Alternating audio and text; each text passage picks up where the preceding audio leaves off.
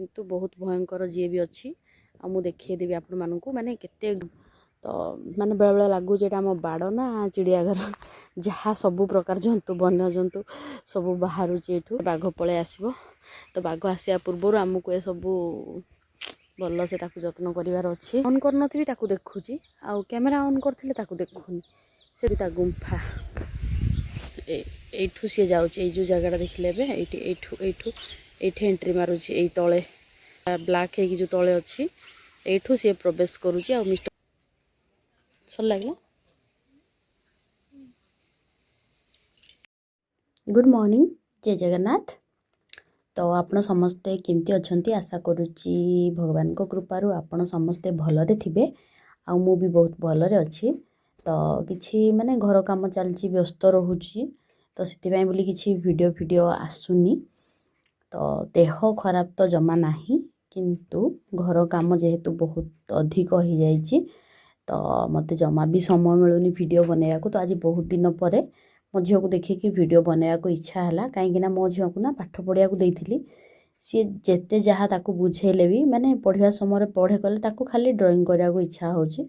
आ देखंतु सी आपण मानकू ड्राइंग देखौची सब सी निजे करिछि आउरी भी बहुत सारा अच्छी माने तार बेस्ट ड्राइंग भी अच्छी सी भी आनीनी तो जोगुड़ा को माने ता एज रे ए सब आमे आम माने कल्पना बाहरे ता माने जेतले मु सेकेंड क्लास पढ़ुथली मो द्वारा किछि होनथला किंतु मो झियो जहाँ भी करूची भल करूची किंतु मु ताकू कहूथली ड्राइंग करे मना नाही किंतु पाठ पढ़िया समय पाठ पढ़े।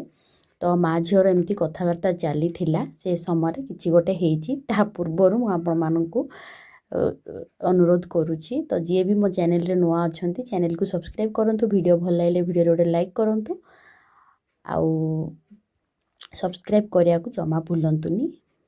तो देखंतु माने मो झील को अनै थिबा भितरे से फटाफट गोटे बहुत सुंदर चित्रटे कला आउ सुंदर चित्र तो नुह प्रभु जगन्नाथंकर चित्र कला बहुत सारा करथिला किंतु आज ताकू जगन्नाथंक चित्र करिया को इच्छा हला बहुत बनैछि बहुत प्रकार केताले मो समय मिलले देखैबी आपण मानकू।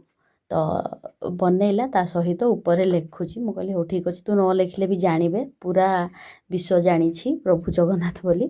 तो सेटा मु ताकू कहली से कहछि नै मु लिखिबी ही ऊपर तो तांकर छुआ मानकर अभ्यास अछि जहाँ चित्र बनैले भी लिखंती तो सी लिखिला बहुत सुंदर भाबरे। तो आपण मानकू जेमती कहूथली मो झियो ड्राइंग करूथबा भितरे मते दुई थर साउंड हैला अचानक दुई थर साउंड हैला माने किछि कड़काड़ मड़माड़ तो मु थरे तो खामखेल भाबिकी धीरे रही गली पुणी आउ थरे शुणिली तो माने मु साउंड फाउंड शुणिले मिस्टर घरे नथिले ना मते डर लागे तो सेमती हेकी शुणिकी मु कहले नाइ झियो तू बस्था मु देखिकी आउची तू जमा आसीबुनु मो पछरे तो मु चलली। तो साउंडटा आम बाड़ू आसी माने आपण मानकू पक्षीर स्वर शुभुथो एते सुंदर लगुथो से सुंदर भितर मते गोटे भयंकर शब्द आसथिला तो जोटा पाई कि मु दौड़िकी पळे आसीथिली तो आपण मानकू देखौची।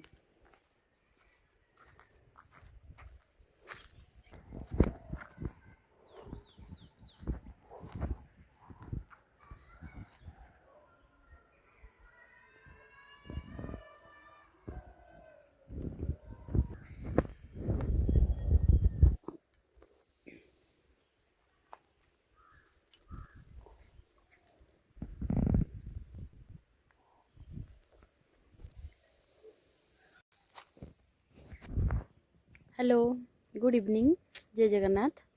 तो देखंतु एबे होची 4:30 हेलानी तो माने मते किछि गोटे साउंड हेले ही मु बाड़ को दौड़ी पळे आसे तो बाड़रे टिके माने बेले बेले गाई पसले साउंड हुए नाइ तो मु जेमती आपण मानकू कहूतली किछि गोटे जंतु बुलुची तो माने बाड़ जेतले कडमड साउंड हुए ना मु बाड़ को दौड़ी पळे आसे गाई पसले तो निहाती घोड़ीबार अछि आ जो वन्य जंतु कथा कहूतली ताकू देखले तो छानिया की पळे जाउची किंतु तथापि टिके देखि आसिया को पड़ुची। तो आसीथिली बहुत देखा देखी हेली किसी दर्शन मिललानी खाली साउंड ही हैला किंतु बाड़रे गाई नाई कि से जंतु नाई तो देखिकी मिस्टर को कहिकी बाड़ काली निहाती सफा करिया को पड़िबो किछि किछि करा होची गोटे थर रे करा होनी किंतु बहुत भयंकर जी भी अच्छी आ मु देखिए देबी आपण मानकू माने केते गात पूरा करची बाड़रे खोली खोली का पूरा आ गोटे जिंस देखिए दोची मु फ्रंट रे ही अच्छी एबे तो देखंतु मो पछपड़ देखिए दोची सेही सब गात देखुचंदी ना देखंतु पूरा माने ए मुंडरू से मुंड जाय सेमती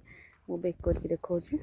ଏଠି ଦେଖନ୍ତୁ ଏଇ ମୁଣ୍ଡରୁ ସେଇ ମୁଣ୍ଡ ଯାଇ ଯେତିକି ଗାତ ଅଛି ଏଠି ଗୋଟେ ଯେଉଁଟାକୁ କି ମାନେ ବିଷାକ୍ତ ନୁହଁ କୁହନ୍ତି କିନ୍ତୁ ଭୟଙ୍କର ଢମଣା ସାପଟେ ରହୁଛି, ଯେଉଁଟାକି ଯେତେବେଳେ ଯିବ ନା ମାନେ ଭୟଙ୍କର ଗର୍ଜନ କରିକି ଯିବ ସଁ ସଁ ସଁ ସଁ। ମୁଁ 2 ଥର ଭେଟ ହେଲିଣି ସେ ସାପକୁ।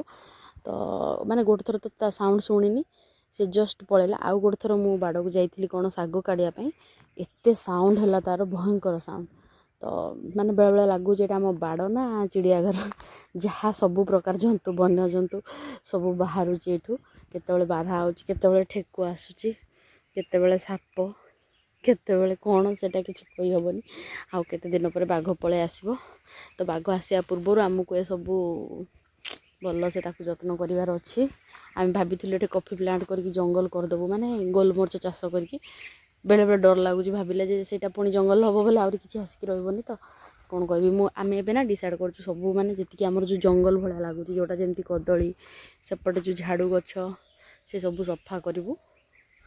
ଆଉ କଦଳୀ ରହିବ କିନ୍ତୁ ଦେଖିକି କେଉଁ ଜାଗାରେ ରହିଲେ ଠିକ୍ ରହିବ। ତ ଜଙ୍ଗଲ ଭଳିଆ ହେଲେ କେଉଁଠି ଜନ୍ତୁ ଲୁଚିକି ରହିଲେ ବି ଜଣା ପଡ଼ିବନି। ସେଇଟା ଦେଖନ୍ତୁ କେମିତି ଜଙ୍ଗଲ ଲାଗୁଛି। ତ ସେମିତି ସବୁ ଡିସାଇଡ଼୍ କରୁଛୁ କ'ଣ ଗୋଟେ କରିବାକୁ ପଡ଼ିବ ନିହାତି।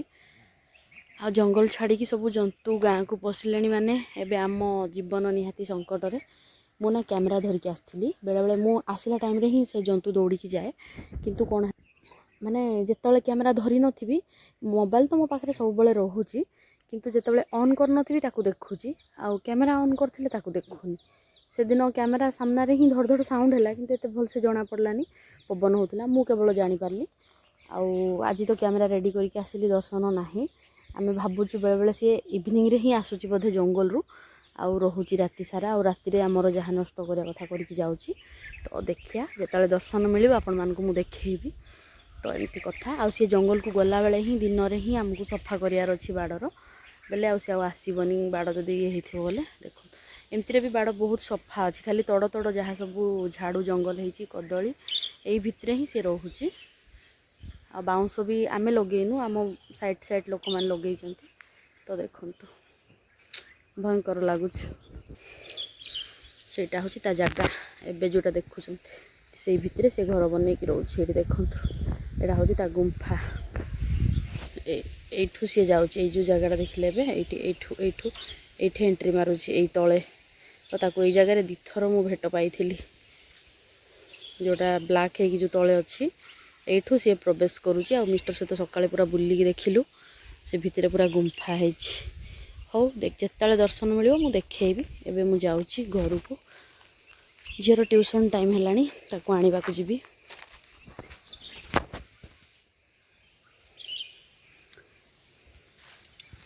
ତ ଦେଖନ୍ତୁ ଏଠି ଯେତିକି ସବୁ ଖୋଳାଖୋଳି ହେଇଛି, ଆପଣମାନଙ୍କୁ ଲାଗୁଥିବ ଆମେ ସବୁ ଖୋଳିକି ଖାଇଛୁ, ଜମା ନୁହଁ।